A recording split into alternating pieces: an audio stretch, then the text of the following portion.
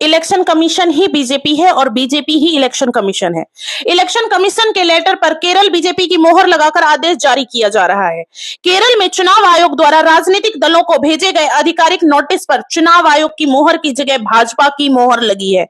अब तो आपको भरोसा हो गया होगा, या अब भी कोई शक है कि इलेक्शन कमीशन ही बीजेपी है और बीजेपी ही इलेक्शन कमीशन है? आज से पहले भारत के लोकतांत्रिक इतिहास में ऐसा कभी नहीं हुआ कि इलेक्शन कमीशन द्वारा जारी किसी लेटर पे किसी पार्टी की मोहर लगी हो। वैसे इस खबर को जानकर आपको ज्यादा हैरान नहीं होना चाहिए, क्योंकि ज्ञानेश कुमार को कुर्सी पर बैठाया ही इसीलिए गया है ताकि वो खुलकर बीजेपी के लिए वोट चोरी कर उसे सत्ता दिलाते रहें। अब सवाल ये उठता है कि इलेक्शन कमीशन के दफ्तर में बीजेपी की मोहर क्या कर रही थी? क्या बीजेपी के दस्तावेज भी इलेक्शन कमीशन ही जारी कर देता है?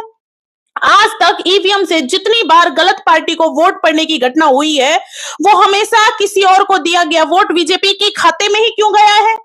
चुनाव आयोग के लेटर पे बीजेपी की बजाय कांग्रेस, टीएमसी, डीएमके या सीपीआई की सील क्यों नहीं छपी?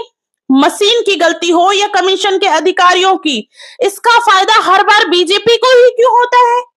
पूरा देश अब जान चुका है कि इलेक्शन कमीशन सिर्फ नाम का इलेक्शन कमीशन है।